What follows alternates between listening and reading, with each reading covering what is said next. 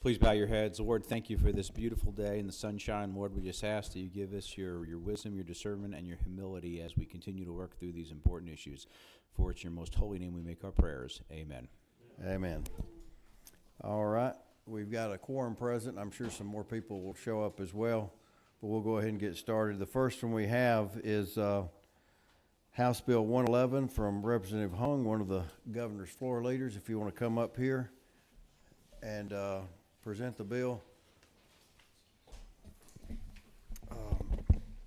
Got to spend a little bit of time with her in Dublin, Ireland this last That's fall. right. We were over there. Thank you, Chairman. Rooting for Georgia Tech, even though I'm a Bulldog. You've got another member who came and he forgot to and had his red and black on. I agree. I was wearing the navy blue and gold and all that stuff. And we appreciated that. Thank you. Thank you, Chairman and members of committee. I bring you HB 111. It's LC 590028EC on behalf of the governor. This will accelerate the tax cut for Georgia's individual income tax. So in 2022, we passed and the governor signed into law HB 1437, which essentially outlined a tax rate reduction 10 basis points annually beginning January of 2024 from 5.49, and it was going to be projected down to 4.99% eventually in 2029. Last year, because of our conservative budgeting, we were able to pass HB 1015, which was signed into law, and that accelerated that reduction from 5.49 to 5.39%. This year, we're able to do that again with HB 111, which will reduce and accelerate the tax cut from 5.39% to 5.19%. And again, this tax cut has already been included in our budget. We're able to meet all of our expenses and crucial needs with this tax cut, and we're giving back money to our taxpayers. And I'll take any questions. All right, thank you. And I gave the committee, you'll see in there a summary of Georgia state income tax changes, just for those who weren't here the whole time. Some of you were here for all of this. In 2018, we had the first income tax rate cut since the tax had been put in the 1930s. And that was Governor Deal was here for his last year. Jay Powell sponsored it in the House, and I did in the Senate. And we were originally supposed to go down to 5.75 to 5.5, but we had triggers in there just like we have in this. If the revenue wasn't there, well, COVID hit, and so the 5.5 didn't happen. And then later on, Chairman Shaw Blackman here was the House sponsor, and I sponsored in the Senate this recent one that has been bringing the rates down. And so the end we had in there was 4.99. We've had a couple of accelerations. This is another one, and we appreciate, the governor's budget, including with the revenue you had, be able to accelerate it a little bit faster. So my story is Governor Deal's got one, Brian Kemp's got one, Jay Powell's got one, Shaw Blackman's got one, and I got two. and all the finance chairs before me, from Judson Hill to Casey Cagle on down, they got zero. So I don't know what they were doing all that time. I don't know what happened all those years, but I can't comment on that. Anyway, kidding aside, we're glad to be able to do this. And also you'll see in here, there's been some significant increases in the deductions, and we're scheduled to, I believe it's 2030 when finally the marriage penalty will be completely gone, where we'll be at exactly double for the single. We've been ratcheting that up, and Chairman Blackman worked hard on this a few years ago, and we appreciate all his efforts on it. Anyway, questions of the committee, Vice Chairman Albers. Thank you, Mr. Chairman. Leader Hong, thank you so much for bringing this bill. Isn't it true that the reason why we're here today is because years ago Governor Kemp opened up our state when no other state was opening up because he trusted business owners to get our economy back at full speed quickly? Absolutely. And Thank isn't it you. further true the great work by Chairman Huffstetler here that got the marketplace facilitator in place just in time is also another reason why we're able to do this so early? I believe so. I wasn't here, but yes. Outstanding. Thank you for Thank you bringing so this much. forward. Yeah, and I didn't mention that, and I should mention, Brett Harrell, that was the chairman in between the two. He and I had worked on this. It got held up, and, we were able to get it passed on the 4th day of session in the second year. We kind of stewed over it all year that some people had held it up. And, so it went into place April 1st. Well, March 22nd or something, we shut down for COVID. Everybody went to the internet, and we looked like we knew what we were doing by getting because everybody went to the internet. And so, yeah, it was $830 million in that first year collected, which is, the tax was already owed. It just there wasn't a method to collect it. And Chairman Harrell, I remember too on that, he was out with the flu Monday, Tuesday, and Wednesday of that first session, and we were able to still get it out on Thursday. I tried to work both sides, and he finally got back here on Thursday, and we're able to get it done. One other comment on history, and then I'll be quiet, was when Chairman Blackman, I don't know if you remember this or not, but we had worked on making sure nobody got a tax increase. And we're going through the numbers, and we thought we had everybody covered, and I think it was 2 in the morning for the last day, and somehow the blind and disabled had about a $5 tax increase. And I could see the headlines in the AJC, the Georgia House and Senate raised taxes on the blind and disabled. So we made sure that didn't happen. There'd been a deduction eliminated for them, so we made sure that every single group got a tax cut out of this. Senator Dolezal, I believe you were next. Oh, Senator Beach, okay, yeah. First off, thank you for bringing this. Thank the governor for doing this. I can tell you, my constituents, the number one issue is to eliminate the income tax. Right. And I guess they're really not constituents because they're actually residents of Florida, but they live in my district because they live in Florida to avoid the income tax. Right. I want to do everything we can to continually lower this. I want to get it down under 5% because I do think subliminally 4.99 means a lot just to get it under 5%. Right. I know my home state of Louisiana is at 3%. We've got to do everything we can to continue to bring this down. It looks to me like, I guess, is it for every $1 billion you can go down how much if we were able to, if we want to continue to cut down the income tax? So currently, the way that it's written, there's markers that you have to meet in order to continue Trigger it that. down. Correct. So trigger down. There are 3 trigger points that we have to meet. But again, this year, we were able to accelerate it without any of that because of our budgeting. And so I agree with you, Senator, and my constituents feel the same way. I hope that we can continue to go down and continue to lower, and we're able to do that only if we can conservatively budget every year.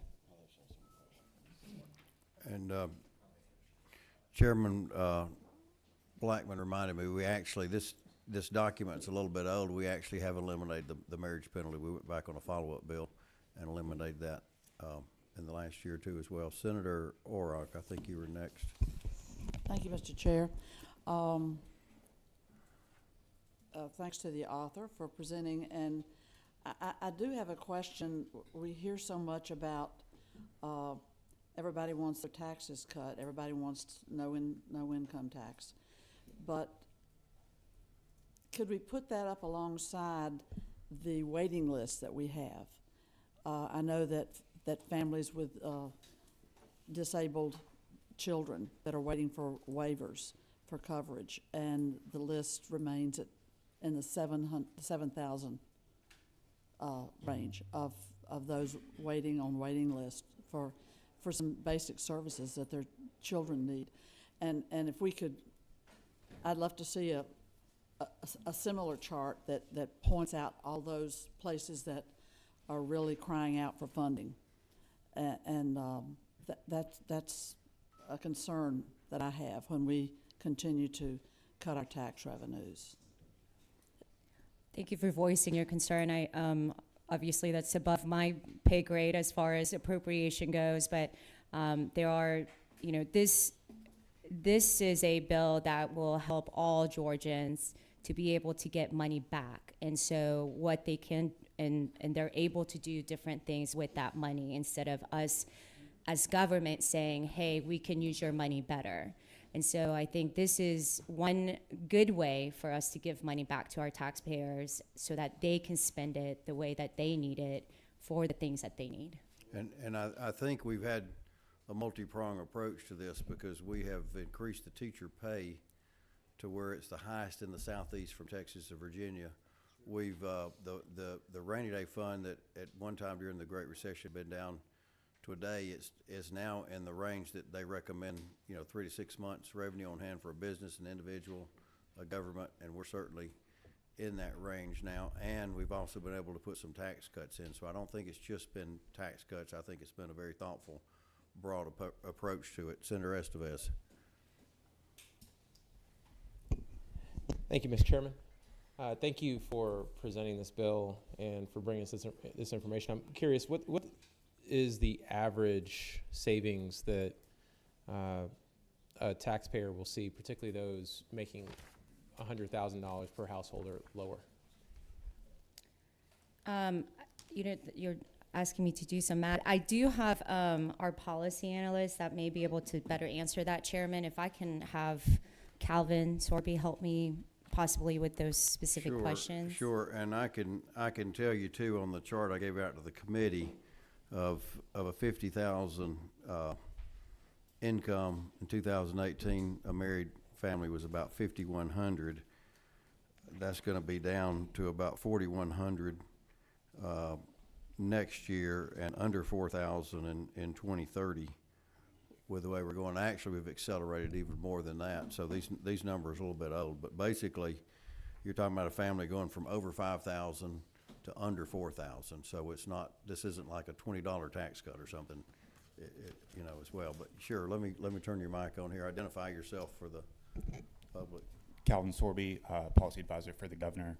I don't have specific numbers in front of me right now, but by lowering the tax rate by 0.2%, if you pay, $2,000 in taxes, you're going to lower that, as opposed to an individual who makes $100,000 in taxes.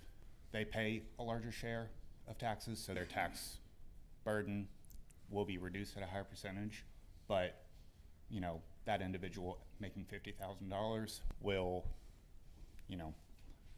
they will receive a lower credit back, but it's the same percentage across the board for all Georgians. Thank you, Mr. Chairman, and thank you for that. So my understanding of that then is that when you have a tax cut across the board like this, that the overwhelming majority of the dollars that Georgians feel will then actually go to those who are making $350,000 or more versus those making, like you see on the sheet, $100,000, which is what the average Georgian household makes. Is that right? Right. I don't have that sheet in front of me that you have.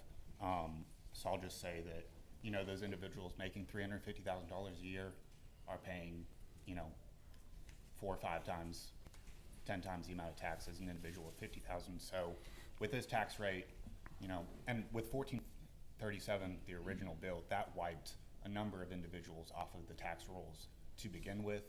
And so those individuals, do not pay any state income tax if they're making less than, I believe it's 37,000 a year. So, those individuals making 350,000 receive a lower or a larger cut in terms of real dollars, but it is the same 0.2% that a family that makes 50,000 would make.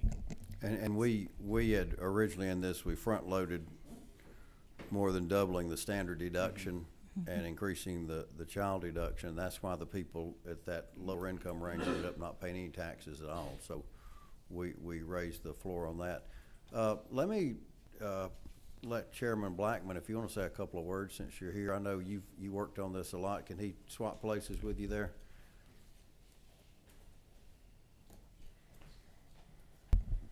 Yeah, I think you covered it, Chairman. I mean, it was front-loaded with that increase in the standard deduction. We increased the child deduction last year, so family of four that brings home $32,000 a year has an effective rate of 0.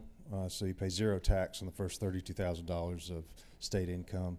I did a number. My wife was a single mother, and what she was going to save as a speech therapist was about $600 a year once fully phased in. So we're still phasing in the rate reduction, but we front-loaded the standard deduction. So I think what you found is that you helped lower wage earners first, and in a bigger way. And that's why I'm putting this chart out here, even though it's a little bit outdated because we sped it up even more than this chart says, but that was the original system we had. Let's see, I guess that's Senator Hickman. Yes, I just got a statement more than anything else, and I appreciate your statement a while ago about Georgia being highest in Southeast Georgia Southeast United States on teachers. But what we don't need to forget about, though, we still have a lot of school systems that are starting out teachers coming out of college and universities at $42,000 and $43,000, $44,000 a year, and that is not enough for them to even pay rent at $1,000 and $1,500 a month. So, as proud as we are that we've got our teachers raises up, the ones that have been around, we still have got a lot of work to do to get started in teacher We're raises. highest in the Southeast, but we're not as high as we'd like to be yet. So That's right. Yeah. we'll continue to work on that for sure. Thank you, sir. All right, Senator Dolezal. Thank you, Mr. Chairman. Thank you, Leader Hong. I want to follow up on Chairman Beach's question because I think that maybe it got lost in translation a little bit. I think what he's getting at is the same question I have: is what's with the current tax revenue, what's the approximate value of 10 basis points in tax cut? Looking at the fiscal, it looks like that's about $350 million. Is that correct? So I was thinking it's about $1 billion per quarter percent now because it has gone up. So over years. that math checks out then, right? So if it's 350 per 10 basis points, then it's about $1 billion per. So is it accurate to say then that what's happened over the last few years, I think about our budget votes, right? And those are largely bipartisan, at least in the Senate. They're usually one member votes no. So essentially, Republicans and Democrats agree to how we're spending our money because we're all voting for that budget. But simultaneously, to agreeing to that expense, we have this significant reserve that we've built up of excess money that we have collected from the taxpayers. And what you're endeavoring to do here is rather than move it from their checking account to ours, you're saying because of the fact that we're fully funding our priorities as we vote on them, we're receiving more money than we can do. Rather than continuing to take that money on a consistent basis, we're recognizing that we want to lower the rate to allow them not just at one point in time or as the next bill is going to do when we decide to give it back, then we allow them to keep it in the first place. Is that essentially what the value, the policy decision is that we're making here? Correct. If I'm understanding you correctly, yes, correct, yes. I just think that we're putting this out there as if there's all these other unfunded desires, but the reality is we're all agreeing on the budget. The budget's largely passed bipartisan in both Correct. chambers. So I just want to recognize that. All right, and let me, we've got one person, Kennedy Atkinson, want to speak. We have to be quick because we got a lot of bills. Chairman Huffstetter, members of the committee, thank you for allowing me to testify today. I just wanted to briefly, Kennedy Atkins, Georgia Public Policy Foundation, Government Affairs Manager. I just briefly wanted to express our support for this bill. And as Chairman Beach mentioned, it helps us become more competitive with our neighbors for individuals and businesses. All right, we appreciate your testimony here. Senator Steele, I believe you were next. At the appropriate time, Chairman, I think this is an amazing bill and is a step in the right direction. Just ready to make a motion to pass. All right, we'll make a motion. I know there's some people that want to come back for additional comments, but we've got a motion from Senator Steele, a second from Senator Albers. Beat you to it. Sorry, he had already done it. All right, further discussion. Senator Estevez, you've got your light on again, I think. Yeah, thank you, Mr. Chairman. And I didn't get to finish my second question, but I understand the motion's on the floor. I did want to push back and say voting on the budget does not mean that you agree that all of our budget priorities are fully funded. You just heard the number of families with disabled family members who are on wait lists for services, that there are several school districts across this state that can't pay teachers competitive wage, and we could talk about healthcare and housing and every other need.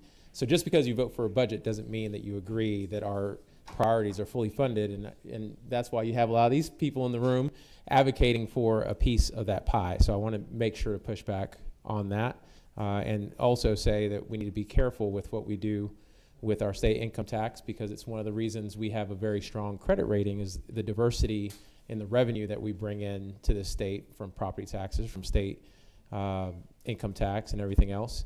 And the fact that the federal government is cutting budgets their budget is going to strain our state budget, and we need to be mindful of these cuts moving forward. Thank you, Mr. Chair. All right, thank you. And then Senator Orrock, one more quick comment. Thank you, Mr. Chair. It's true that we were only supposed to decrease the tax rates if revenue projections are 3% higher than the prior year. And in fact, revenue projections were 7% lower than the previous year. So how do we get in this posture of passing a bill like this? So the 3 trigger points are only for the automatic 10 basis points reduction. Because we were able to budget, and we did, and we included this tax cut into our current budget, we were able to, again, meet all of our crucial needs, all of what we need to pay for our state, and still have the money and be able to do this reduction. So this is an acceleration, not a automatic trigger. So the trigger does not need to be, trigger has nothing to do with this bill. The trigger is included for future reductions, the 10 basis points going forward, so that we can get down to 4.99%. And I believe, and I know we've been talking for a long time, but where you're getting 7%, and that came up in the House, I think there are things that are being included that should not be. Actually, it's not necessarily 3%, it's about 2.4%, I believe, is where we're at. But again, we're able to meet all of our expenses. We paid a budget, and so we're able to go ahead and do this acceleration and still meet our expenses. All right, we're gonna have to, I know a couple other people have stuff, but we've got to move on because we've got 5 more bills we're gonna try to get to. I'm not sure we're gonna get to all of them. So we've got a motion, a second. All in favor of this, will you raise your hand? All right, and let's see, 1, 2, 3, 4, 5, 6, 7, 8, 9 opposed. We've got 2 opposed. Motion carries, and your Senate sponsor is? Bo Hatchett. All right. Yes. Well, we look forward to seeing you in rules. Thank you so much. Make sure you get your rules form filled out. Yes, sir. I will. So that he has that. But it won't be, you know, it has to be read twice over here. I'll say that's for everybody because there's been a little confusion on that.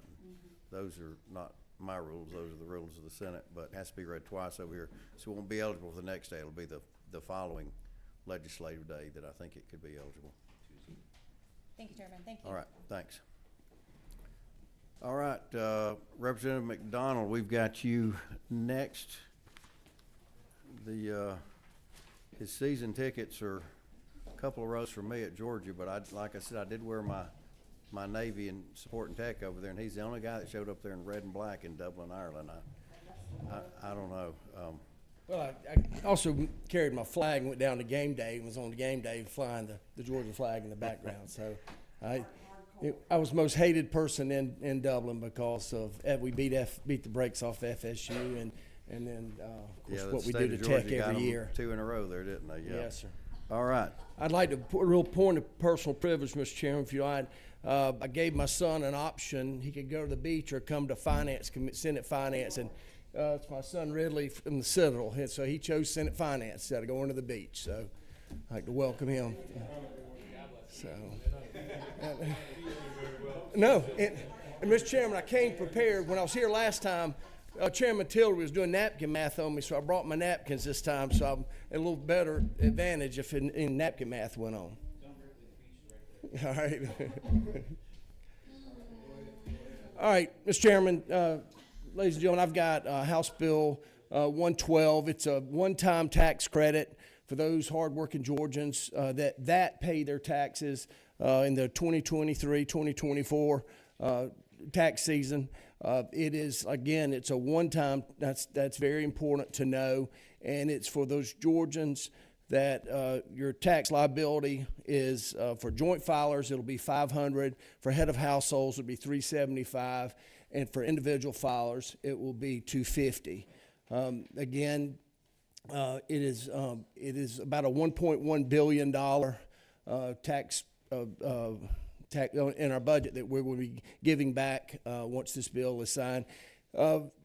For a point that the bill you just heard and what y'all have done in this committee and what's been done in the House over the past 2 years, if you combine, if you combine everything that y'all have done for these hardworking Georgians, it comes up to about a total of $7.6 billion. And that's a story for all of us to carry back to all our districts, to tell them what we've been doing as a legislature for these Georgians.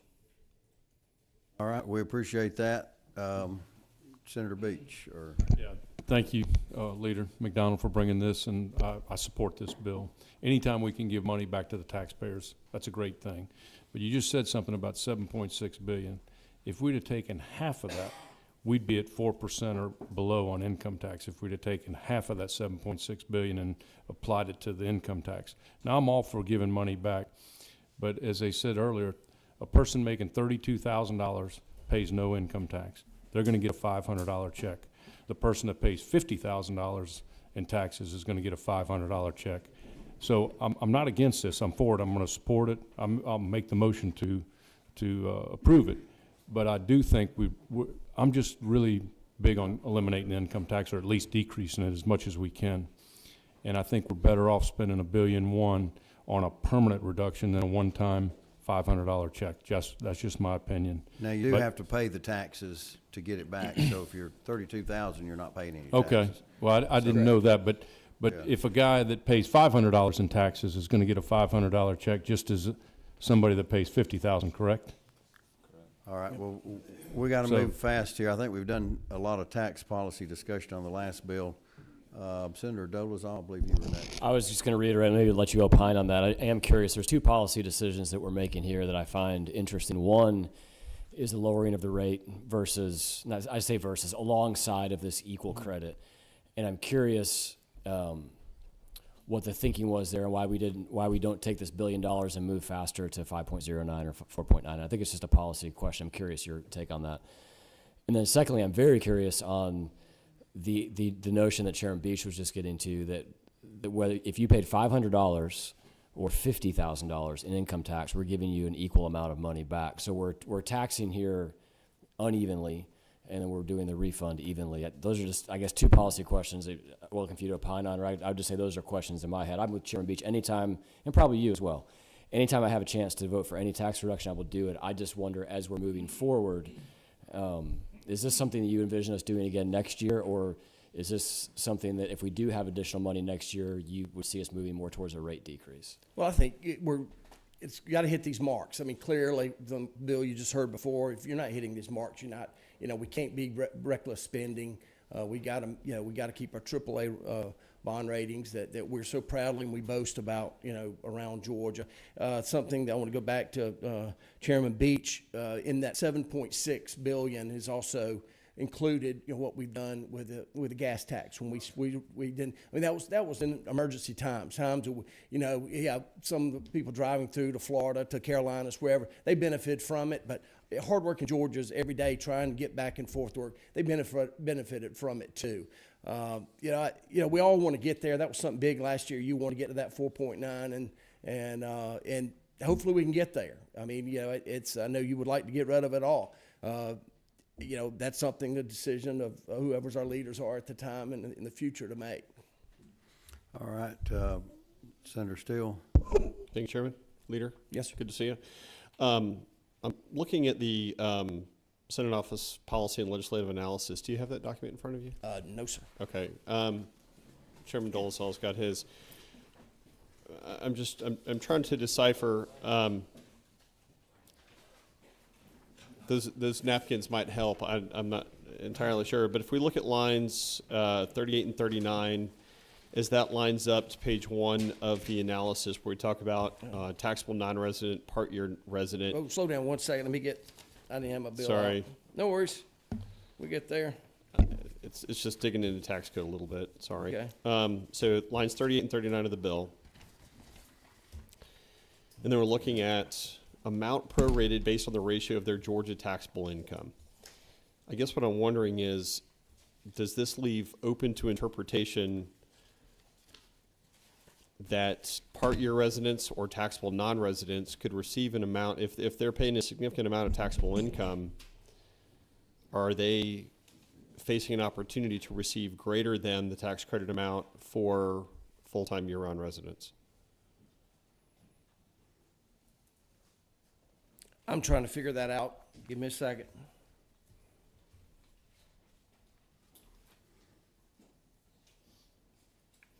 I mean, this goes to, as a resident of Georgia, and I'm gonna try to answer the best I can here, is that it's those that paid that 2023, 2024 taxes. And that is a Georgia resident that paid that tax.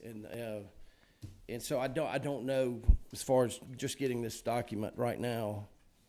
I think it's saying To Mike if could you've help got me on the 50% Senate. of your income in Georgia, you're eligible for 50% of it, but I might be reading that wrong too. I don't- 50% of the, whether 250, 375, or 500, Chairman? Yeah, Okay, I see. all right. Got it. All right, we'll go Sorry, ahead and, Thank you. No, no. we'll go ahead and entertain a motion at this time. Senator Beach, second by, who was that, Senator Dolezal? Okay. All in favor of this, raise your hand. All right, looks unanimous. Motion carried, and Thank you, Mr. Chairman. who's your Senate sponsor? Drew Eccles. Oh, man. Hey, he's gonna be on y'all's floor, so y'all do what you want to. Yeah. Senator Eccles. That's all the beach he's gonna get.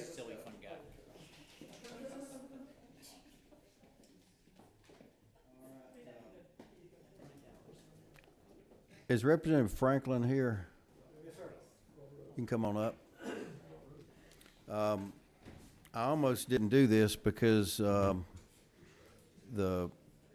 title on the original bill was something else.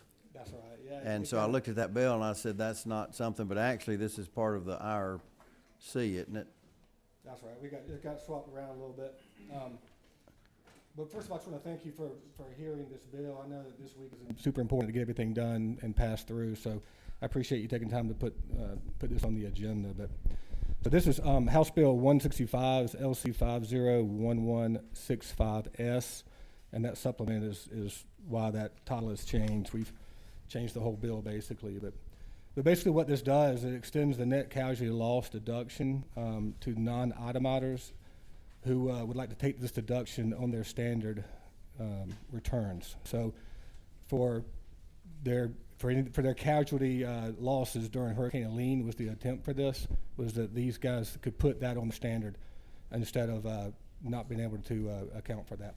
And what we're doing here is basically is we're just conforming to the federal standard deduction so as to comply with the federal intent and to allow that deduction and just to clarify the language so that we can do both, the federal and the state. If that makes any sense. I don't know if that was more confusing or not, but.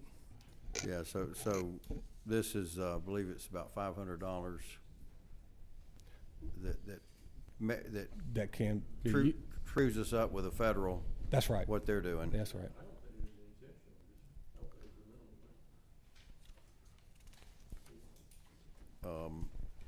You want to, Chairman Blackman, you want to come up and make any comments on it? Or? This, my understanding is the federal, amount of the deduction is $500. Yeah. Coupling with that so that they can take that $500 and draw it down on the state. Yeah. Standard deductors just in addition to itemizers can take advantage of that. So we're allowing the deduction that the federal government's allowing. We try to match up with them as much as we can. That's right. All right. I think it's pretty straightforward. It's just matching us up with the federal government. We did the IRC the other day, but this item came in late, and so now, because of it being part of the software, we're trying to move it out today quickly, so that's why I had it on here. We've got a motion from Senator Albers to pass, second from Senator Avatarte. All in favor, raise your hand. All right, looks unanimous, I believe. And Senate sponsor? Thank you, Mr. Chairman. I don't have a senator sponsor at this time, but I can get with you this within about an hour if that works. No problem. So, thank y'all. Appreciate it. All right.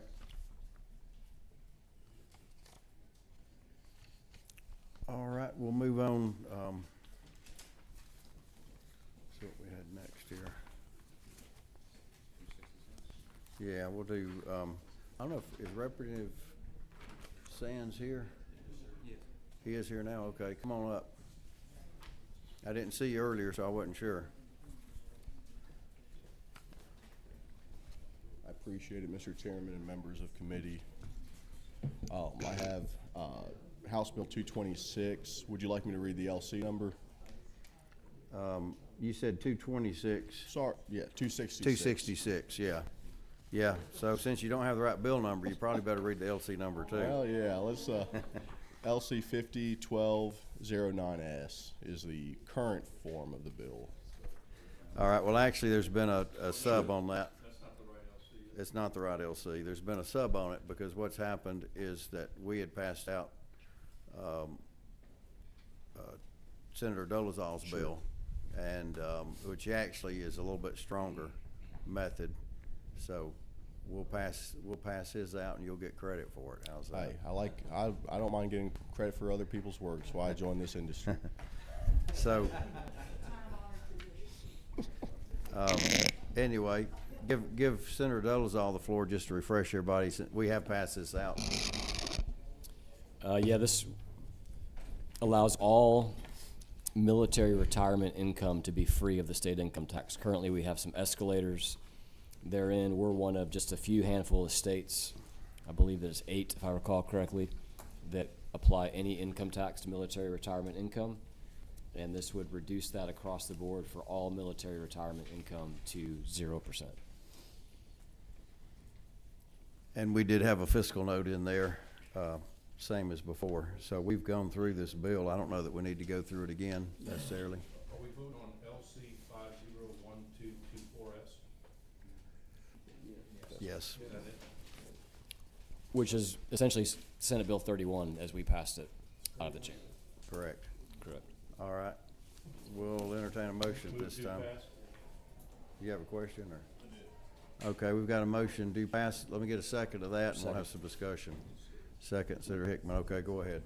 Thank you, Chairman. I just wanted to say for the record how much I admire Representative Sain's fashion choices. I was think gonna say, he's man. missing one more button to go down on that, and then we'll be set. Yeah. I'd have a better chance of passing if he could go down one more on that. So I noticed that he was late getting here. I was wondering if maybe he got raked over the coals in another committee. I was trying to give him the benefit of the doubt. Just the aptitude of this committee is so intimidating, I needed extra time to prepare for it. All right, Senator Avatarte. Oh, let me give you that one, okay? I mean, since the Senate is upgrading his bill, Mr. Chairman, I think we should ask him at least one hard question, right? Since it's our bill, right? Right. I mean, do you know how many military retirees are in your district or at the, in and around the submarine base or in Southeast Georgia? Can you talk to us about that? You know, What do they say about this? Yeah, our military retirees around Naval Submarine Kings Bay and around this state, I think are very amenable to this, and as we've seen in 4 or 5 other states, including New Mexico, they have studied the similar proposals, and once implemented, though that fiscal impact is a certain amount for the first couple of years, they've all shown to have 0 or net positive fiscal impact because of the workforce we're attributing to that secondary employment. And I appreciate the senator's work on this as well as Representative Ballard's work in the House on legislation similar to this. So you would agree we keep those families in Georgia to spend their hard-earned money and keep their livelihoods here with maybe extended family or others that, helped them alongside them when they were active duty or otherwise. I appreciate the senator's point, and I think this is a policy position that we treat retirement the same. We already give similar exemptions to those over 65 in the civilian field, and we're just recognizing that when you're in a military career, you commonly retire much sooner than that, and we're still making their secondary employment, which most of them will of course do, taxable, but we are not penalizing their service and sacrifice as patriots for their service retirement. Thank you. Senate Bill 31 is a great bill. Senator Dolezal. Thank you, Mr. Chairman. Thank you, Chairman. I know you said you were intimidated to come before this committee. I see you have some notes written on your hand. Was that in preparation for this committee? Well, one's a phone number. I won't go into that. And Okay. the other's All right, we, I think are ready for a motion, but we already got a motion, didn't we? And a second, we had further discussion. All in favor of this bill, raise your hand. All right, looks unanimous, motion carried. Senate sponsor? I believe the senators. Probably ought to be the guy that wrote it, I would guess, but. Thank you. All right. Pleasure and privilege. Thank you. Thanks for coming here. All right, Representative Williamson had some other business he was attending to, and I told him I would present this for him. I think it's pretty straightforward. If we need the chairman of Ways and Means, we can do that too. And I will tell you, there is one sub we need to do on this. It's sort of been a brokered deal. There's no, first of all, this tell you what it does. There's 3 years now, 35 months, I guess, where you don't pay the intangible tax, and banks pay this, credit unions don't. Say that first off the bat. This was going to increase it to 7 years, but there's been an agreement by the sponsor, ACCG, GMA, and everybody, to make it 62 months. So we would need to amend this to change that 7 years to 62 months. We've got kumbaya by everybody on this. So it's a pretty straightforward bill. There is no state money involved in this. Senator Albers. Question, and then I'm happy to amend the bill. 62 months is a rather odd number to pick. Is there any justification behind that?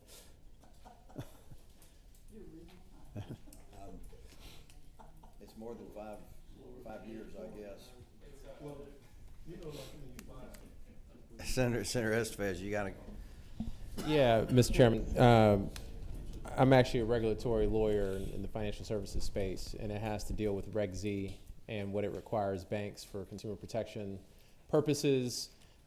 Those payments are typically due, instead of 5 years on the dot, 60 months, it's due 61 or 62 months after the start date of the loan, so it just aligns with that. All right. Thank you.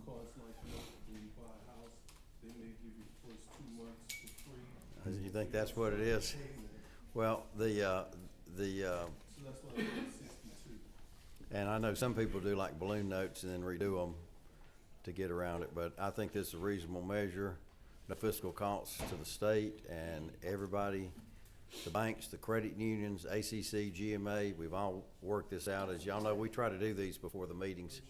So I've got a motion from Senator Amatarte and a second from Senator Rhett. Any other discussion? Make an amendment. All in favor, raise your hand.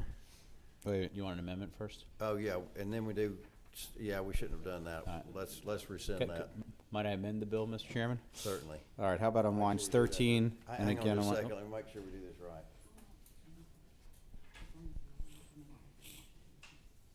Yeah, let's have a motion to rescind that first. Reconsider. Yeah, we got a motion, second, reconsider. All in favor, say aye. Aye. Okay, so now we're gonna reconsider. So the motion's on the floor, now we'll take an amendment. Thank you, Mr. Chairman. I would move that on lines 13 and line 23, we replace 7 years with 62 months. And line 38. Oh, and 30, I'm sorry. 38. Thank you. All right. Everybody good with that in the audience? Got it covered in a second on that. All right. All in favor of that, say aye. Aye. Any opposed? So, Representative Williamson is not here. I don't know if he wants oh, yeah, we gotta vote on the whole bill, you're right. As amended. So let's do that. All in favor, say aye. Aye. And opposed? No opposed? I think he said he wants somebody who's wearing a tie to carry it. Well, I wasn't sure if he wanted the king of, Sitting at the head of the table. I wasn't sure if he wanted the king of banking or the king of debanking, who both are the two absent members here today, to carry this, but, maybe our banker, Senator Hodges, could carry this. Mr. Chairman, if I had $1 for every 35-month balloon note that I've done in my career, I would be a very rich man. So I will be glad to carry this. He's also wearing a tie. Right. He's wearing a tie to boot. Okay. Motion carries, Representative Williamson, wherever you're at. All right, Representative Lumsden. One more we'll try to cover here.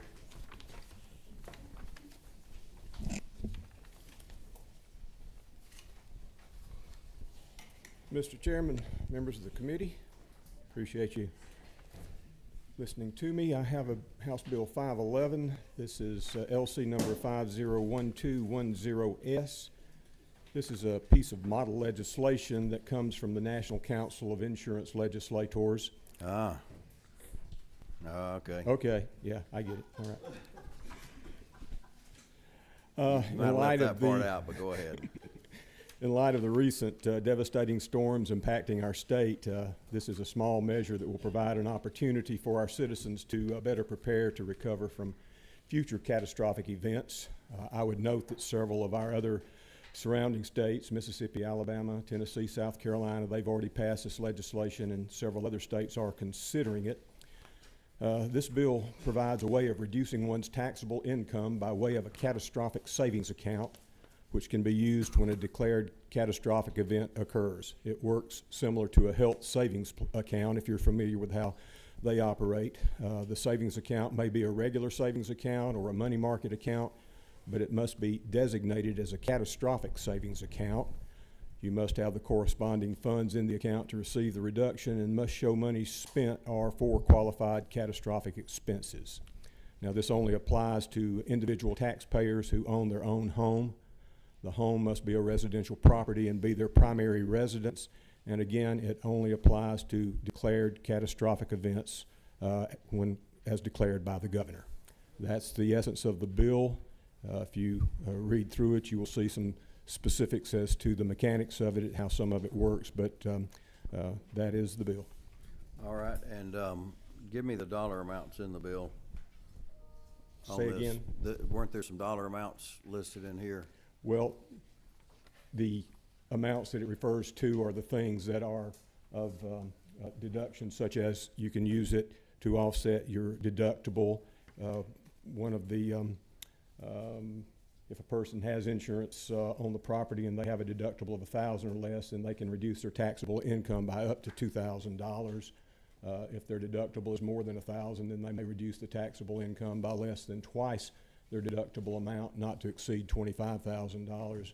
And if a person does not have insurance at all on the property, they may reduce their taxable income by up to $250,000, but the actual amount cannot exceed the fair market value of the property. There are also some things that were added on page 3 that sort of go into a little more detail about how it works.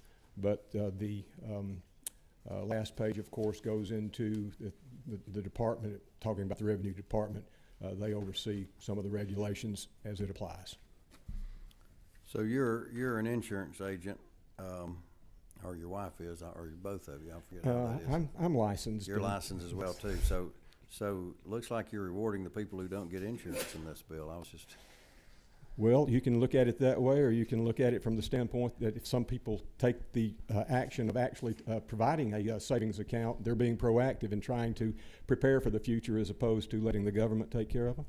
So when would that savings account be done? Would it be before the catastrophe or after? It would have to be before, yes. You'd Okay. have to set that up in advance, and it would, it could only be used for that purpose, and it has limitations as to how much can be put in based on your particular situation. Okay. Well, that's my questions. Any questions from the committee? All right, then I guess we've got a motion to pass. Second by Senator Beach. All in favor, say aye. Any opposed? All right. Thank you very Senator much. Estevez, okay.